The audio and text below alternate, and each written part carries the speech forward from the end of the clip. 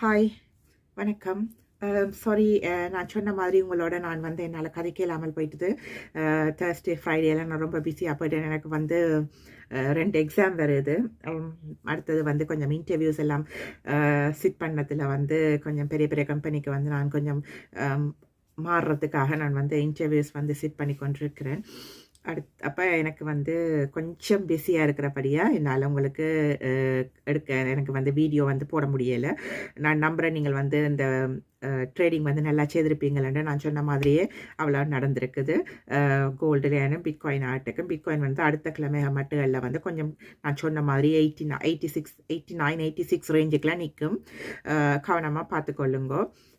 என்னோட கேட்டால் அவையால் நான் சொன்னனே அந்த இடத்துல வந்து நாட்டியம் போடுவாருன்ட்டு அந்த இடத்துல வந்து நாட்டியம் போட்டு மேலே புறணுண்டு கொஞ்சம் கொஞ்சமாக மேலே ஏறி அந்த இடத்துல லிக்விடிட்டி எடுத்தாச்சுது. இனி வந்து கீழே இறங்கு வரவலான் தான் இதில் இருக்கிற வேலை.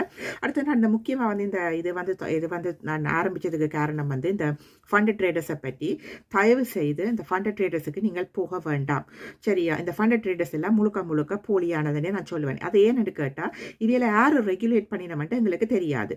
அடுத்தது ரெண்டாவது வந்து இவ கம்பெனி இங்கே வந்து இங்கிலாண்டில் வந்து ரெஜிஸ்டர் பண்ணியிருக்கிறோம்னு சொல்லி சொன்னால், கம்பெனி ஹவுஸில் ரெஜிஸ்டர் பண்ணியிருக்கிறோம்னு சொல்லி சொன்னால், அந்த கம்பெனி ஹவுஸில் வந்து நீங்கள் வந்து தேர்ட் பார்ட்டி இன்ஃப்ளூயன்ஸ் வந்து எடுத்துக்கொள்ளலாம். அதாவது அவை என்ன செய்யணும்னு சொல்லி சொன்னால், உங்களுக்கு ஒரு காசுக்கு வந்து அட்ரஸ் தருவினா அந்த அட்ரஸை நீங்கள் உங்களோட ரெஜிஸ்ட்ரேஷனுக்கு பாவிச்சுக்கொள்ளலாம். அப்போ நீங்கள் கம்பெனி ஹவுஸில் வந்து இருக்கிற ரெஜிஸ்ட்ரேஷன் சரியாண்டு கேட்டிங்கன்னா எங்களுக்கு தெரியாது. ப்ரைவசி கண்ட்ரோல் என்று சொல்லி அதையும் வந்து ஒழிச்சிடுவினோம். அப்போ நீங்கள் வந்து கவனமாக இருந்து கொள்ள வேணும். இந்த ட்ரேடிங் வந்து எல்லாம் நல்ல மாண்டு கட்டிங்கன்னா எனக்கு தெரியாது. என்னை பொறுத்த வரைக்கும் இது வந்து நீங்கள் எடுக்க வேண்டாம், தவிர்த்து கொள்ளுங்கொண்டு தான் நான் சொல்லுவேன். இப்போ என் ஃப்ரெண்ட் எல்லாம் வந்து இதில் ட்ரேட் பண்ணியிருக்கிறார். ஆனால் ட்ரேட் பண்ணி அவர் சர்டிஃபிகேட்லாம் காட்டியிருக்கிறார். நான் இல்லைன்னு நான் சொல்ல வரையில. ஆனால் அவர் எவ்வளோத்துக்கு காசுல இருந்தவர்ன்ட்டு அவருக்கே தெரியும். நிறைய காசுகள் இருந்து தான் அது கஷ்டப்பட்டு தான் அது உண்மையாக கஷ்டப்பட்டு எடுக்க வேண்டிய அவசியம் இல்லை. இப்போ உங்களுக்கு சரியாக தெரிஞ்சு ட்ரேட் பண்ணுறதுக்கு நீங்கள் படிச்சிருந்தீங்கன்னு சொல்லி சொன்னா, உங்களுக்கு சரியான ட்ரேடிங் தெரிஞ்சிருந்துச்சுன்னா உங்களால் நிச்சயமாக வந்து ஃபண்டட் ட்ரேடிங் இல்லாமல் நீங்கள் வந்து உங்களோட காசை வச்சுக்கொண்டு செய்யலாம். இப்போ உதாரணத்துக்கு நீங்கள் இங்கிலாண்டில் இருந்து நீங்கள் வந்து ட்ரேட் பண்ண போறீங்களான்னு சொல்லி சொன்னால் 1000 பவுண்ட்ஸ் உங்களுக்கு தாராளமாக காணும்.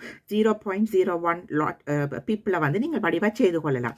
அதே நேரத்தில் வந்து இப்போ நீங்கள் வேறு யாரும் இப்போ வேறு யூரோப் அதில் இருக்க போறீங்களா உங்களுக்கு 1000 யூரோ காணும். அதே மாதிரி நீங்கள் அமெரிக்காவோ கனடாவில் இருந்தீங்கன்னா $1000 அல்லது 1000 கனடியன் டாலரோ தாராளமாக உங்களுக்கு காணும்.